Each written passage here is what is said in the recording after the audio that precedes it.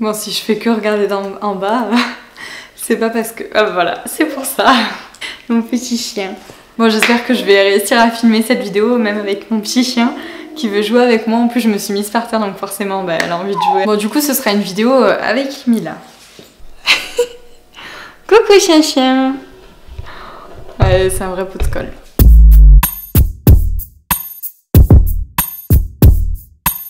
Bon bah du coup, bonjour sur ma chaîne. Alors, je sais pas trop ce que je vais en faire, je sais pas trop comment ça va se passer, je sais pas trop si je vais publier souvent ou quoi que ce soit, mais je me suis dit il faut bien commencer par quelque part en fait, donc je commence aujourd'hui. Alors du coup, je voulais faire cette première vidéo pour faire un suivi de ma grossesse en fait. C'est pour moi aussi, pour avoir un souvenir. Mais là... me rappeler des grandes étapes clés. Alors déjà pour me rappeler un peu des points importants de ma grossesse, j'ai fait un carnet où en fait j'ai écrit dedans, au début j'essayais d'écrire toutes les semaines et maintenant j'écris j'écris que quand il y a des choses importantes qui se passent ou quoi que ce soit, pour qu'après ben, quand mon bébé sera plus grand qu'il ait des souvenirs. Bon Mila, ça va être compliqué là. Du coup, pour vous raconter un peu la grossesse que j'ai et que je vis, je vais me servir de mon carnet parce que je me rappelle pas de toutes les dates. Je me suis fait une page avec les quelques dates à retenir, je sais pas si on va voir. Voilà, où j'ai mis les dates les plus importantes. Donc forcément, la première date la plus importante, c'est mes dernières règles. Donc c'était le 15 janvier 2018 et le 19 février 2018, c'est là que j'ai fait un test de grossesse parce que j'avais pas mes règles depuis 2 jours, ce qui est absolument anormal chez moi parce que j'ai été suivie pour un adénome hypophysaire, donc en fait c'est un problème au niveau de la zone qui produit les hormones pour les règles en gros. Donc j'étais réglée vraiment comme une horloge. Donc le fait d'avoir 2 jours de retard, c'était pas très bon signe. Donc avec Raph on était un peu en panique, on s'est dit oulala, qu'est-ce qui se passe, comment on va faire, on n'est pas prêt du tout à avoir un bébé. Moi j'ai 23 ans, lui il a 26, il va avoir 27 ans. Mais voilà, j'étais en plein dans mes études et on s'est dit comment on va faire.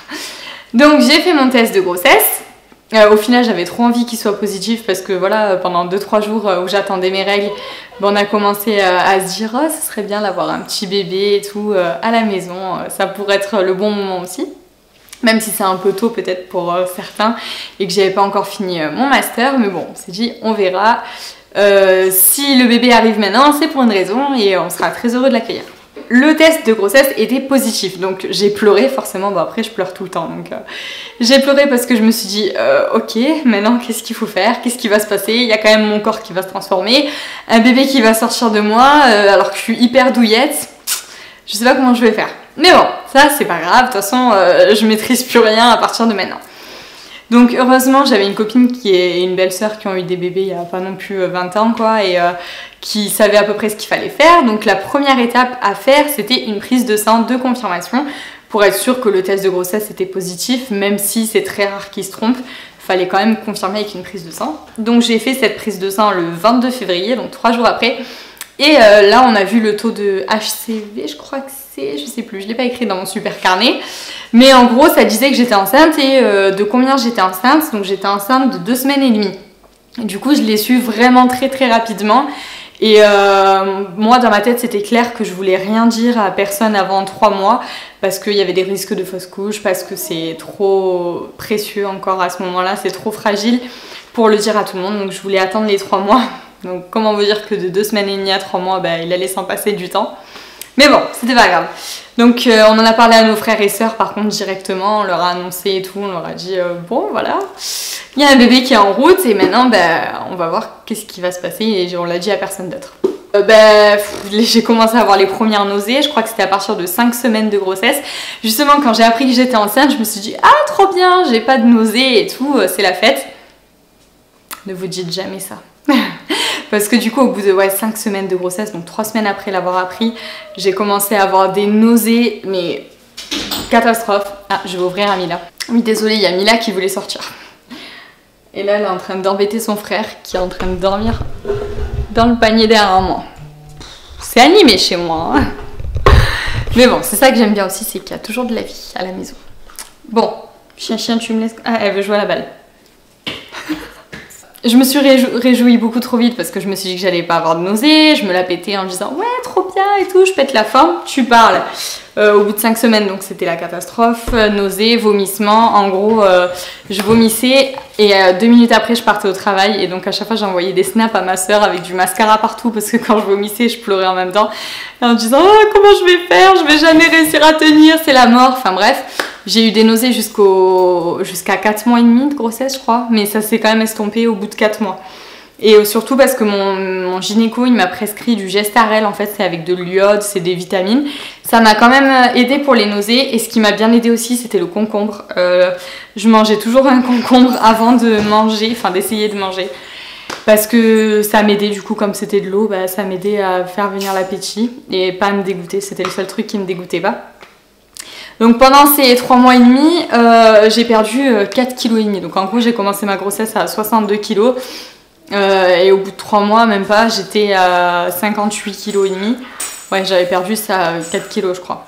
Donc j'étais un peu au bout de ma vie, je me suis dit mince, comment je vais faire? Enfin, je perds déjà du poids alors que je devrais pas en perdre. Et en fait, mon médecin m'a dit c'est les nausées, c'est le fait que j'avais complètement arrêté le sport aussi parce qu'avec les nausées c'était insupportable. Donc forcément, ma masse musculaire elle était descendue. J'avais perdu du muscle et du gras et enfin un peu de tout. Du coup, ben voilà, ça a été 4 kg de perdu. Mais bon, c'était pas grave. Et le 22 mars donc 2018, on a eu la première échographie, donc c'était tout mignon, même si honnêtement le bébé il ressemblait à un petit haricot. Il était tout petit comme ça, il faisait, je sais plus si c'était 6 mm, enfin, je me rappelle plus, ou 1 cm. Enfin c'était vraiment tout minuscule. Et bon, tout le monde m'avait dit ouais tu vas trouver ça émouvant et tout. Oui c'était mignon mais j'avais pas l'impression d'avoir un bébé dans le ventre. On a écouté son petit cœur et tout, on a vu que tout allait bien. Mais j'avoue que pour moi les 3 premiers mois ça a vraiment été source de stress parce que dès que j'allais aux toilettes j'avais peur de perdre mon bébé, dès que je faisais quelque chose j'avais peur de perdre mon bébé ou quoi que ce soit. Donc pendant 3 mois j'étais vraiment pas en sécurité, j'avais peur de faire une fausse couche et j'essayais de pas trop y penser pour pas que ça y joue psychologiquement bien sûr, mais en même temps j'y pensais quand même assez souvent. Donc on a eu la première écho, tout se passait bien, j'avais toujours des nausées, mais bon voilà, tant pis c'est la vie. J'étais surtout très fatiguée, moi qui d'habitude je fais la fête le week-end, je me couche tard, etc. Là c'était plus, je me couchais à 21 h et le matin j'avais du mal à me lever. Donc ça c'était vraiment dur psychologiquement parce que je sentais que j'étais fragile en fait, que j'étais plus moi. Et je me suis dit bon ben pendant 9 mois ton corps il est vraiment mis entre parenthèses. Ton toi entre guillemets Emma, bah, il est mis entre parenthèses aussi, il se transforme en maman on va dire. Et faut t'adapter quoi, et c'est pas grave. Et au début c'était compliqué à vivre parce que bah, je pouvais plus sortir en boîte comme je le faisais avant, ou alors beaucoup moins, ou alors quand je le faisais, bah, au bout d'une heure ou deux j'étais claquée, enfin bref. Ça c'était un peu compliqué j'avoue. Le 17 avril on a eu l'écho du premier trimestre, donc pareil tout allait bien et tout. Et après, et celle-là c'était l'écho morpho, en fait où on mesure pendant presque 1 heure le bébé en long, en large, en travers. On a mesuré ses os, sa nuque, le cordon je crois. Enfin bref, on mesurait vraiment tout. Oui, c'est français. Pour voir si le bébé allait bien, s'il y avait des anomalies ou quoi que ce soit, donc ça voilà. Et aussi on a dû faire le test pour la trisomie 21. Moi je voulais pas le faire parce que je me disais dans tous les cas que mon bébé soit trisomique ou pas, bah, ça changera rien pour moi entre guillemets, enfin je le garderai quand même. Mais Raph voulait quand même le faire parce qu'il s'est dit bon, pour qu'on soit préparé psychologiquement s'il y a des risques élevés à accueillir ce bébé différent on va dire. Et bon les tests sont avérés enfin il y avait un risque très très faible. Donc on n'est pas allé plus loin parce qu'après vous pouvez faire un autre test qui n'est pas remboursé par la sécu avant la myosynthèse et après la myosynthèse vraiment en dernier délai, mais nous comme on était en risque très faible on n'a pas eu besoin de le faire. Donc pendant cette écho voilà, on a bien vu que le bébé pétait la forme, que tout allait bien, et il nous a même fait une galipette. C'était marrant parce que Mila elle est en train de manger mon carnet pour le bébé. Je disais pendant cette écho on a vu que le bébé allait bien et il a fait une petite galipette, donc ça c'était trop mignon parce que bah, je sentais pas encore le bébé bouger à ce stade-là, hein, parce que c'est impossible de sentir le bébé bouger à 2 mois ou 2 mois et demi, enfin c'est pas possible. Mais c'était trop mignon de l'avoir bougé quand même. Et donc le 14 mai 2018, on a eu l'échographie du 4e mois, où là le docteur nous a dit c'est une fille, sans hésiter, je le vois direct. Oh alors, je me suis mise à pleurer forcément parce que je me suis dit bah voilà on sait ce que c'est, maintenant on va pouvoir se projeter, on va pouvoir commencer à acheter des choses et tout. Et moi j'ai toujours rêvé d'avoir une petite fille pour m'éclater avec elle, même si un petit garçon ça aurait été très bien aussi, mais j'avoue qu'une petite fille bah, c'était encore mieux entre guillemets. Donc j'étais vraiment trop contente. Raph lui voulait un petit garçon mais bon il s'en fichait, il était content aussi, voilà donc c'était super top. on a commencé à réfléchir au prénom, même si on n'en a toujours pas trouvé. Et d'ailleurs, notre bébé, on l'appelle Framboise, et tout le monde l'appelle comme ça maintenant, parce que quand on a su que j'étais enceinte, elle avait la taille d'une graine de pavot, et quand on a eu la première échographie, elle avait la taille d'une framboise. Du coup, c'est resté, et toute la famille l'appelle comme ça. Tous les gens qui nous connaissent, qui sont proches de nous, n'appellent pas le bébé, mais Framboise, et on adore. On espère que c'est un surnom qui perdurera quand elle sera là, parce que c'est mignon, quoi. Elle aura aussi un vrai prénom, vous inquiétez pas. Donc on a eu l'écho du 4e mois. À la suite de cet écho, on a fait une gender reveal, comme ça qu'on dit, j'ai un accent pourri. Voilà, on avait envie de faire une petite fête avec la famille pour l'annoncer, et il n'y a rien qui s'est passé comme prévu, mais c'était un super moment quand même. Je vous mettrai un petit extrait parce que c'était marrant, et c'était à notre image entre guillemets, simple, sans prise de tête et un peu du n'importe quoi.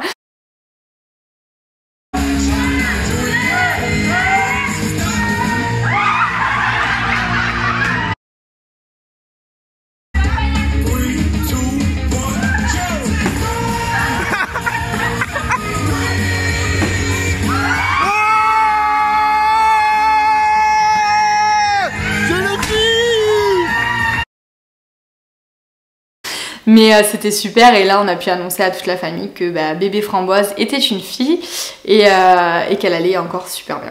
Je m'inquiétais un peu au 4e mois parce que je sentais toujours pas bébé bouger, mais on m'a dit c'est normal, en plus c'est un premier, donc peut-être que ça va mettre plus de temps. J'avais 0 ventre, mais quand je dis 0 ventre, j'avais le ventre aussi plat qu'au début de ma grossesse. En plus le fait d'avoir perdu 4 kilos, forcément mon ventre il était au top du top, quoi. J'ai senti bébé bouger à la 20e semaine ou la 21e semaine, donc à 4 mois et demi à peu près. Et ça c'était trop ouf parce qu'au début ça faisait des petites bulles, comme si j'avais envie d'aller aux toilettes, donc c'était bizarre. Et puis après j'ai commencé à sentir des petits coups et tout par-ci par-là. Il fallait vraiment être hyper concentré pour la sentir. Raph ne pouvait pas la sentir encore parce que c'était trop léger. Et c'était vraiment trop bien parce que c'est là que je me suis dit bébé va bien, il bouge.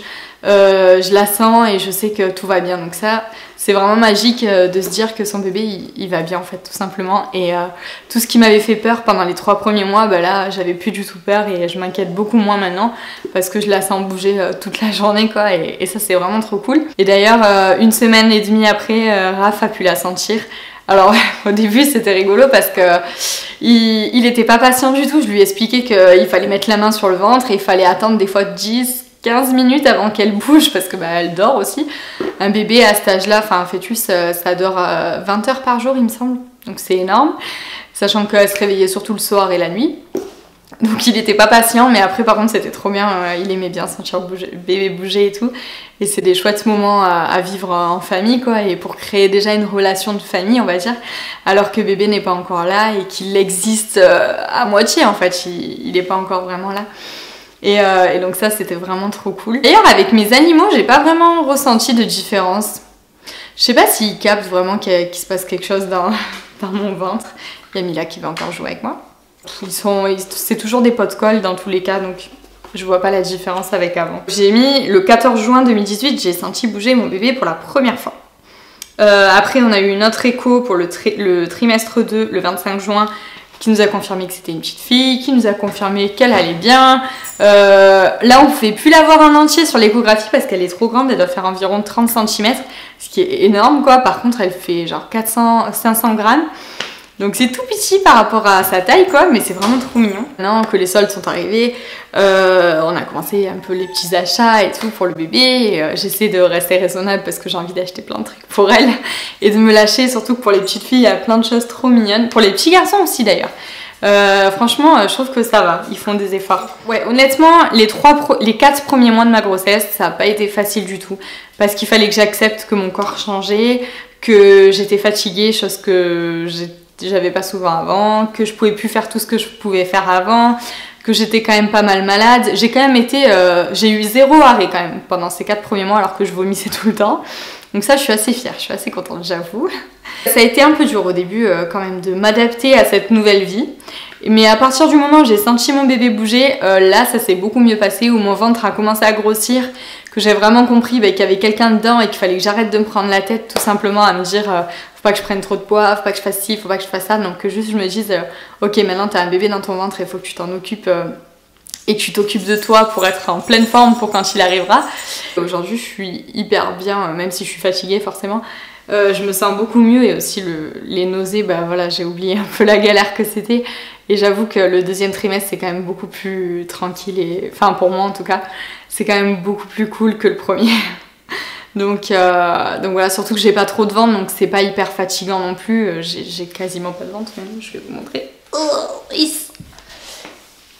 Ouais, j'ai un petit bidou, là encore. Et bon, voilà. Un petit bidou mais tout petit, donc forcément bah, c'est pas encore très gênant. Je peux encore dormir sur le ventre et tout ça. Et je suis pas encore super grosse, donc ça va. Et d'ailleurs pour les vergetures, j'utilise une crème de chez Mustela qui est super bien. J'ai tout essayé, j'ai essayé la Bio Oil que j'ai pas du tout aimé. J'ai essayé une huile de chez Velleda qui était top. Et maintenant je teste la Mustela qui est super bien avec un combiné d'un gel de chez Lierac. Je mets les deux ensemble parce que j'ai trop peur d'avoir des vergetures. Et pour l'instant, mon ventre, il est hyper doux, hyper souple et tout. Donc ça, c'est cool. J'espère que ça continuera comme ça. Au niveau de ma prise de poids, alors j'ai deux repères, on va dire. J'ai le repère... Donc comme je disais, avant d'être enceinte, je faisais 62 kg. Là, maintenant, je fais 63 kg. Donc j'ai pris 1 kg, on va dire. Et comme j'ai perdu 4 kg, bah, on va dire que... du coup, en fait, c'était comme si j'avais pris 5 kg. Mais 1 kg depuis, par rapport à mon poids d'avant. Mais du coup voilà, mon docteur il a dit c'était bien, j'étais dans les clous. Ah oui, parce que je suis pas hyper gourmande, j'ai pas eu d'envie de femme enceinte, je sais pas ce que c'est ça. Donc ça c'est bon, c'est peut-être un mal pour un bien parce qu'au final ben, je prends pas non plus 50 kilos.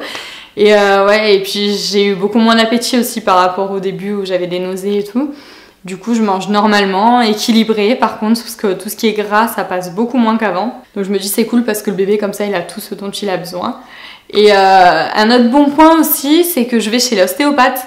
Je dois y aller toutes les 3 semaines parce que quand elle a vu l'état de mon bassin, la première fois que je suis allée, elle m'a dit il faut que tu viennes jusqu'à... Je la connais donc. Il faut que tu viennes jusqu'à ton accouchement parce que si tu accouches dans cet état-là, ça va pas trop le faire, tu vas galérer. En plus, j'ai un bassin assez étroit quand même, je suis pas énorme. Du coup, je me dis déjà le bébé, je sais pas comment il va passer. Mais donc, ouais, je vais aller chez l'ostéopathe toutes les 3 semaines pour qu'elle me remette d'aplomb et ça, c'est cool. Aussi, je suis pas immunisée contre la toxoplasmose, donc j'ai des prises de sang à faire tous les mois. Et ça, je trouve que c'est bien aussi parce que du coup, je suis vachement bien suivie au niveau de ma grossesse. S'il y a une anomalie ou quoi que ce soit, ben, on le voit directement. Donc, même si oui, il faut faire attention avec la toxoplasmose, bah, c'est quand même bien d'être suivi tous les mois, je trouve. D'ailleurs, par rapport à la toxoplasmose, je lis des choses à chaque fois. Des gens qui abandonnent leurs animaux à cause de la toxoplasmose et la grossesse. Pour que votre chat soit contagieux et vous contamine du coup par rapport à la toxoplasmose, il faut qu'il ait mangé des animaux dans la nature et il faut que vous touchiez ses crottes. Donc il suffit juste de ne pas toucher la litière de son chat quand vous êtes enceinte. Il n'y a pas de risque, vous avez plus de risque d'attraper la toxoplasmose dans les fruits et légumes s'ils sont mal lavés qu'avec vos animaux. Donc ne les abandonnez pas juste parce que vous êtes enceinte, quoi. Enfin voilà, oui c'est du boulot, oui c'est de la fatigue c'est sûr, mais c'est pas du tout, enfin il y a pas de risque quoi, du moment que vous faites attention. Moi j'ai dû changer 2 fois la litière de moustache depuis que je suis enceinte et je l'ai fait avec des gants et tout va bien et voilà, je touche du bois d'ailleurs, là il y a du bois. J'espère que tout continuera à bien se passer, mais voilà, n'abandonnez pas vos animaux, c'est hyper important. Un peu le point pour le deuxième trimestre, il me reste 2 semaines encore dans mon deuxième trimestre, mais je voulais faire cette vidéo maintenant parce que j'avais du temps et j'avais envie de parler tout simplement et je me suis préparée aussi pour faire cette vidéo. J'espère que ça vous a plu, que vous aurez envie de suivre aussi mes aventures au 3e trimestre, puis après, à la naissance de la framboise. Et voilà, et en tout cas, je voulais vous dire que si vous avez peur de tomber enceinte,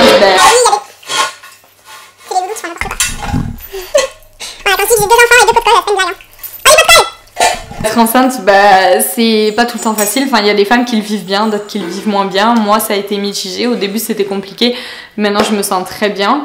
Mais je me dis, voilà, c'est un bonheur immense. Enfin, c'est beaucoup d'inquiétude aussi, mais je pense que c'est la vie de maman dans tous les cas qui est parsemée d'inquiétude et de bonheur en même temps. Il y a un truc marrant, c'est que d'habitude, je pleure toujours pour rien. Et depuis que je suis enceinte, je suis beaucoup moins sensible. Je pleure moins qu'avant en fait. Moustache, Mila. J'ai l'impression d'être moins sensible qu'avant. Avant, je pleurais pour rien et maintenant, ça va beaucoup mieux. Donc voilà, comme quoi, les idées reçues qu'on peut avoir sur la grossesse, des fois, les envies, le fait d'être hypersensible et tout, ben c'est pas pour tout le monde. Donc voilà, voyez vous comment vous serez quand vous serez enceinte en tout cas. J'espère que cette vidéo vous a plu et que vous avez eu plaisir à m'écouter parler pendant super longtemps. Et je vous fais des gros bisous et je vous dis à bientôt. Bye.